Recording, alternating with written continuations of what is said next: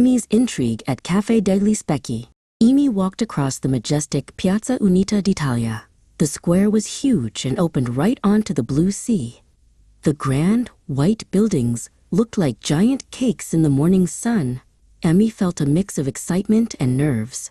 She was supposed to meet her brother, Julian, at the famous Caffè degli Specchi. She hadn't seen him in months, and she wondered why he wanted to meet in Trieste so suddenly. Emi pushed open the heavy doors of the cafe and gasped. The interior was magnificent, with golden decorations and mirrors everywhere. But what truly caught her eye was the long glass counter. It was filled with an incredible variety of pastries, colorful tarts, and shiny chocolates. Her eyes widened, and her mouth started to water. Everything looked like a tiny piece of art. Julian wasn't there yet, so Emi decided to wait at a small marble table. She wanted to try the local tradition, so she called over a waiter named Matteo.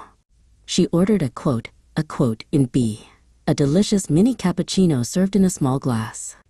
To go with it, she ordered a plate of sacher cake and some cream puffs. "I'll just have one bite," she whispered to herself. One bite turned into many. Emi couldn't help herself. The sweets were too good. Soon, there were 3 empty plates on her table and crumbs on her chin.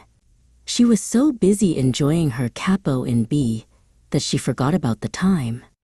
The mirrors in the cafe reflected her happy, sugar-filled face. She felt like she was in a sweet dream. Suddenly, a shadow fell over the table. "Emi, is that all for you?" a familiar voice asked. It was Julian.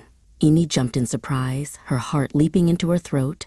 Her arms flailed in her excitement, and she accidentally hit a small saucer.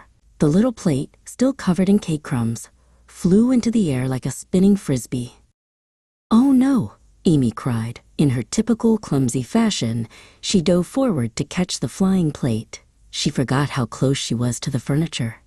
Instead of catching the saucer, she moved too fast and, bang! Her forehead hit the hard edge of the marble table. She tumbled back into her chair, seeing stars and rubbing her head. Julian didn't laugh at her accident.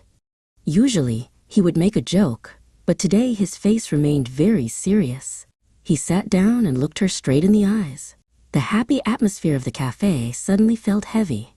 "Emi, stop for a second," he said quietly, his voice low. "I didn't come here just to visit. I have some very serious news from home." Emi stopped rubbing her head. Her brother's tone scared her. "What is it, Julian? Is everyone okay?" Julian sighed and reached out to take her hand across the table. "Mom sent me to find you. She demands that you come back to England immediately. Today. She says it's not safe for you to stay here anymore." "But why?" Emi asked, her voice trembling. "I just got here." Julian leaned in closer and whispered, "There is a secret about our family home in Cornwall. While you were away, the builders found a hidden room behind the library wall. Inside, they found a letter addressed to you from someone who, well, someone we thought was long gone. Mom is terrified." Emi looked out the window at the beautiful Piazza Unita one last time. Her dream of a quiet life in Trieste was disappearing. "What was in the letter?" she whispered. Julian shook his head. "I don't know, but Mom says it's a matter of life and death. The taxi is waiting outside." "We have to go now, Emi."